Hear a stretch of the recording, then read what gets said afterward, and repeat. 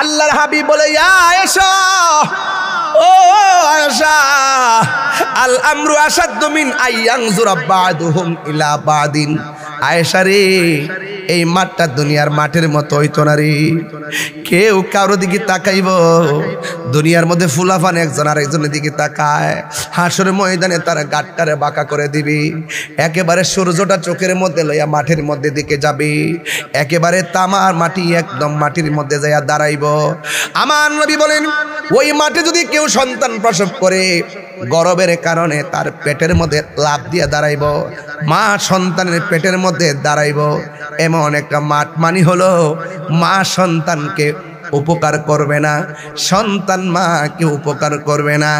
আল্লাহর হাবিব বলেন, ওই কঠিন মুসিবতের সময় সর্বপ্রথম হিসাব হবে নামাজের হিসাব। নামাজের হিসাব না দিয়া 1 ইঞ্চি সামনে যাওয়া যাবে না। যৌবনের হিসাব না দিয়া 1 ইঞ্চি সামনে যাওয়া যাবে না। আল্লাহ যে তোমার টাকা দিছে, কোন পথে ব্যয় করছো, হিসাব না দিয়া সামনে যাওয়া যাবে না। আমার নবী, আপনার নবী বলেন, ওই হাসরের ময়দানে কিছু কিছু মানুষের নখগুলো হবে তামার নখ। নখ দিয়া এইভাবে মাথার মধ্যে, আমার মাথার মধ্যে পাগড়ি ছিল, আমার মাথার মধ্যে যে চুলগুলো আছে, এই চুলের গোড়া থেকে এমনভাবে নখ দিয়া তাদের চামড়াটা তুলবে, তুইলা একদম সোজা সাদা করবে। গালের থেকে এমনভাবে গোশতগুলা নখ দিয়া টান্দা তুইলা এমনভাবে তারা সাবায়া খাইব। নবী বলে, আল্লাহ, আমার উম্মতি এগুলা করে কেন? আল্লাহকে বন্ধু, এরা হলো দুনিয়ার মুনাফিক, দুনিয়ার মধ্যে গীবত করত। আল গীবাতু আসাদ্দু মিনাজ জিনা, গীবত জিনার চাইতে আরো খারাপ। আমার নবী, আপনার নবী বলেন, হাসরের ময়দানে কিছু কিছু মানুষ একেবারে মাথার চুলগুলো গাছে বাইন্ধা রাখবে আর পা গুলো নিচে ঝুলাইয়া রাখবে। বন্ধুরে আমার,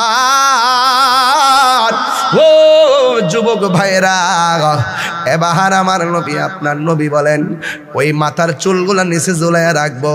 ও আমার ভৈরবের মা, ও মধ্যছরের মা, শিমুল কান্দির আম্মা, সঞ্চারার আম্মা, এখনো সময় আছে, সোজা হইয়া যাও। 3 রাস্তার মোড়ের মধ্যে পুরুষ দেখবার লাগা দাঁড়ায় থাকো না, বাজারের মধ্যে যাইয়া বেগানা চলাফেরা কইরো না গো। আল্লাহর হাবিব জিজ্ঞাসা করে, আল্লাহ, এই মহিলাগুলো কে গো, যাদের মাথার চুলগুলো গাছে বান্ধা পা গুলা নিচে ঝোলাইয়া রাখতেছি, আবার মাথা পা গুলো গাছের মধ্যে বান্ধা মাথার চুলগুলো নিচে ঝোলাইয়া রাখা হয়েছে। আল্লাহ কয়, বন্ধু, এরা কে জানেননি? এরা হলো দুনিয়ার বেপরদা নারী, এরা হলো দুনিয়ার স্বামীর অবাধ্য স্ত্রী। এই জন্য আমি স্ত্রীদেরকে বলে দিয়ে যাই, আল্লাহ ছাড়া যদি কাউকে সেজদা করার অনুমতি দিত, স্ত্রীকে অনুমতি দিত স্বামীকে সেজদা করার জন্যে, আপনি কি রহিমার ইতিহাস পড়েন নাই? আয়ব নবী কয়ে, তুমি চলে যাও। কয়, কেমনে যামু? আল্লাহ যে স্বামীর হক আমার উপর রাখছে, আমি তো 100 ভাগের 1 ভাগও করতে পারি নাই। যদি আপনি অনুমতি দেন, আপনার পিছের মধ্যে আমি একটু চুমা দিব। এবার এই কথা বইলে পিঠের মধ্যে মুখটা লাগাইলো, লাগানোর পরে কিরাগুলা টাইনা বের করছে। এমনভাবে স্বামীকে সম্মান করেছে।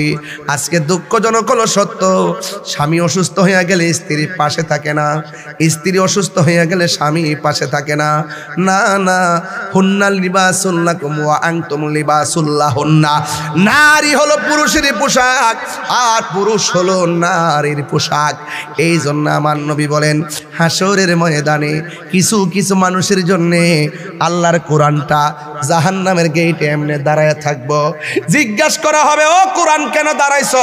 আল্লাহ, এই মানুষটা দোজখে যাইতেছে, কিন্তু মানুষটা আমি কোরআনকে রাতের বেলা তেলাওয়াত করেছে, রমজান মাসে তেলাওয়াত করেছে, আমি কোরআন তেলাওয়াতকারীর জন্য একটু সুপারিশ করি। আল্লাহ বলে, তোর সুপারিশ আমি কবুল করলাম। এরপরে তাই শুধু নয়, হাসরের ময়দানে 7 প্রকারের মানুষকে আমার আল্লাহ আরশে আজিমের নিচে ছায়া দিবে। এর মধ্যে 1 নম্বর হলো যারা ন্যায় বিচারক, 2 নম্বর যারা দানশীল, 3 নম্বর কেটা জানেননি? 3 নম্বর হলো তারা যারা যৌবনকালে বেশি ইবাদত করছে। দেখেন বৃদ্ধকালে মানুষগুলো ভালো করে দাঁড়াইতে পারে না, বৃদ্ধকালে মানুষগুলো ভালো করে তেলাওয়াত করতে পারে না, ভালো করে রুকু রাখতে পারে না, ভালো করে উজুটাও ধইরা রাখতে পারে না, ঠিক মতো উজুটাও করতে পারে না। আরে যৌবনকালে বেশি দাঁড়ায়া থাকতে পারবা, আর তুমি কোরআন তেলাওয়াত করতে পারবা, তুমি রুকুর মধ্যে যাই একটু তাসবিহ 2টা বাড়ায়া পড়তে পারবা, কোমরটারে সুন্দর করে পিঠটা সমান করতে পারবা, পায়ের আঙ্গুলগুলো এমনভাবে 4টা বিছাইতে পারবা।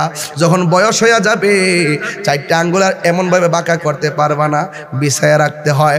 এই জন্য আমার নবী বলেন যৌবনকালে যারা ইবাদত করবে, যারা নামাজ পড়বে, ওই যৌবনকালে ইবাদতকারীর জন্যে আমার আল্লাহ ওই আরশে আজিমের নিচে ছায়া দিয়ে দিবি। এই জন্য আমার সঞ্চারার বাবা আমি অনুরোধ করে বলে দিয়ে যাই, নামাজ পড়বেন, নামাজ পড়ার আগে দাঁড়াইবার আগে উজু করবেন, উজুটা ভালো করে। অনেক পোলাপান আছে দেখেন উজু করার সময় শুধুমাত্র এতটুকু তুলে, ভালো করে গিরাটার এই কড়িটার উপরে পানি তোলে না, শুধুমাত্র এমনভাবে পাঞ্জাবিটা দিয়া এমনভাবে শেষ করে লায়, মুখটা এমনে দয়, থুতনির নিচে পানি ঢোকে না, কানের লতি পর্যন্ত পানি ঢোকে না, দাড়ির ভিতরে পর্যন্ত খিলাল করে না, এমনভাবে উজু করে পায়ের গিরাটা পর্যন্ত ভিজে না। অথচ তুমি জানো না নামাজের চাবি হইল উজু, উজুর চাবি হলো পবিত্রতা, বেহেশতের চাবি হইল নামাজ। আমার নবী আপনার নবী বলেন তোমরা যখন উজু করার জন্য বসবা শুরুতে একটা প্রেমের মালা পড়বা। কয় প্রেমের মালাটা কি? কয় তোমরা বিসমিল্লাহ দিয়া উজু করবা, বিসমিল্লাহর বন্দনা দিয়ে উজু শুরু করবা। কয় কেন? কয় যারা বিসমিল্লাহ বইলা উজু শুরু করে উজু শেষ হওয়ার আগ পর্যন্ত ফেরেশতারা উজুকারীর জন্য আমার আল্লাহর কাছে গুনাহ মাফ চাইতে থাকে। আল্লাহু আকবার কর না কেন? তাইলে উজুটার দাম আছে না নাই? বাবা আছে না? এবার আপনি যখন উজু করার সময় বিসমিল্লাহ বইলা হাতটার কবজিটা দৌত করবেন রে আব্বা, হাত দিয়ে যত গুনাহ করেছেন ওজোর পানির সঙ্গে হাতের গুনাহগুলো আল্লাহ জমিনে ফেলে দেয়। আপনি যখন কুলি করার জন্য মুখের মধ্যে গড়গড়া করে পানি দিবেন, কুলি করে বাহিরে ফেলবেন, আমার আল্লাহ ওই কুলির পানির সাথে মুখের গুনাহগুলো জড়াইয়া ফালাইয়া দেয়। আপনি যখন মুখমণ্ডলটা দৌত করবেন চোখের গুনাহগুলো আল্লাহ জড়াইয়া ফালাইয়া দেয়। লাস্টে যখন উজু শেষ কইরা একদম শেষ করবেন, কানের লতি থেকে পানির একটা ফোঁটা শেষ ফোঁটা পড়তে পারে, চুলের গোড়া থেকে পড়তে পারে, দাড়ির আগা থেকে পড়তে পারে, পায়ের গোড়া থেকে পড়তে পারে। আমার নবী বলেন উজু শেষ করার পর অল বডি থেকে সর্বশেষে যেই পানির ফোঁটাটা ঝরবে, এই পানির ফোঁটার সঙ্গে তোমার ভিতরের বাহিরের সব গুনাহ আল্লাহ মাটির মধ্যে জড়াইয়া ফালাইয়া দেয়, জড়াইয়া ফালাইয়া দেয়, জড়াইয়া ফালাইয়া দেয়, জড়াইয়া ফালাইয়া দেয়। আল্লাহু আকবার। এরপরে শুধু তাই নয়, কি কই শুনেন কত বড় মোহাব্বত, আমরা তো বুঝি না, সন্ধান বুঝি না। আমার নবী বলেন উজু শেষ কইরা কথা বলিস না, শেষ কইরা আসমানের দিকে তাকাইয়া কালিমায়ে শাহাদাত পড়বা। কালিমায়ে শাহাদাত বলে কি হবে জানেননি? ও আব্বুরে, বন্ধুরে, ও সঞ্চার বাবা, আমার নবী বলেন যারা আসমানের দিকে তাকাইয়া উজু শেষ কইরা কালিমায়ে শাহাদাত পড়বে, আমার আল্লাহ রাব্বুল আলামিন তার জন্য 8টা জান্নাতের দরজা খুলে দিবে। মুরিদ হইলে এগুলা পিশাব থেকে নোট করে করে আনবেন, নোট করে করে, যার কাছে ভালো লাগে তার কাছে হইবেন, নোট করে আনবেন, নোট করে। এগুলা পাইতেন না ওয়াজে, এগুলা এত সহজে বুঝবেনও না। একটা প্র্যাকটিক্যাল শিখাইবে উজু কেমনে করতে হয়, প্র্যাকটিক্যাল শিখাইবে মিসওয়াক কিভাবে করতে হয়, প্র্যাকটিক্যাল শিখাবে তোমাকে কিভাবে পাক থাকতে হয়। কথা কোন? আরে কথা কোন না, ঠিক কিনা? এই জন্য আমার নবী বলেন হাসরের ময়দানে সর্বপ্রথম নামাজের হিসাব হবে গো। নামাজটা পড়লে চলবে না রে বাবা, জবানটারে পবিত্র রাখা লাগবে। আঙ্গ দেশে বহুত মানুষ নামাজ পড়ে আবার হারামও খায়, আমার দেশে বহুত মানুষ নামাজ পড়ে আবার সুদও খায়, আছে না নাই? এমন নামাজের কথা বলা হয় নাই। এই জন্য আমি মাঝে মাঝে গান কই, নামাজ পড়ো রে হুজুরি কলবে নামাজ পড়ো, নামাজ পড়ো রে হুজুরি কলবে নামাজ পড়ো। যেই নামাজে নবী নাই রে সেই নামাজ কেউ পড়ো না রে, নামাজে নামাজিরে সরল পথে আনতে পারে।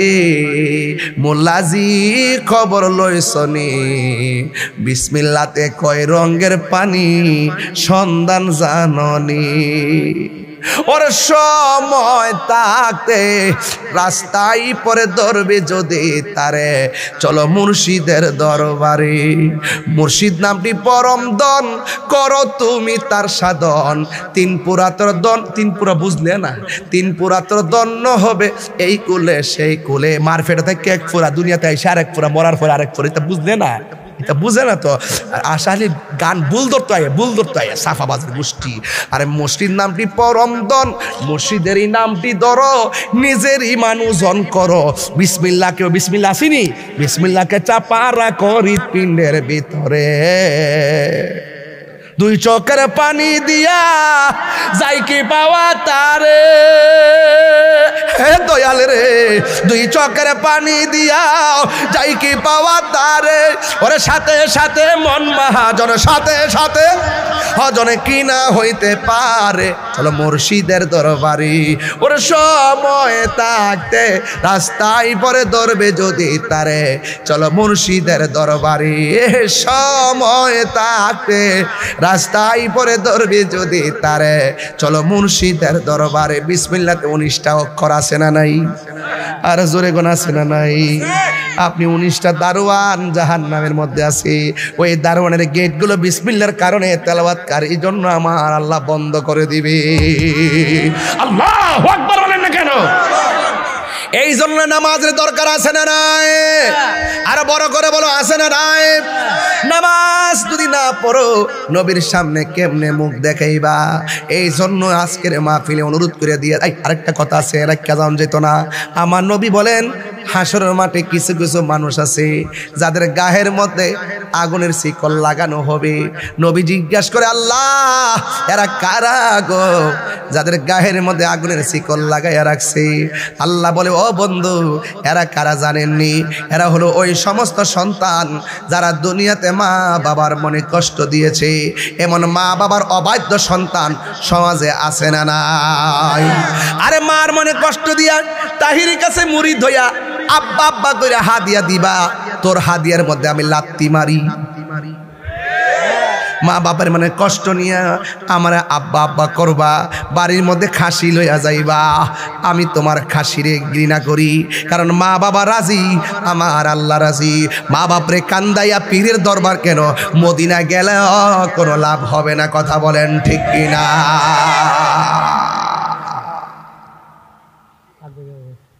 হ্যাঁ বাবাকে তোমরা কাবা জানিও মদিনা জানিও মাকে যদি গো তারা বেঁচে থাকে বাবাকে তোমরা কাবা জানিও মদিনা জানিও মাকে যদি গো তারা বেঁচে থাকে ও আমি সেবি নাই সেবিতে পারি নাই সেবিও আমার উম্মত সেবি হয় আমার উম্মত।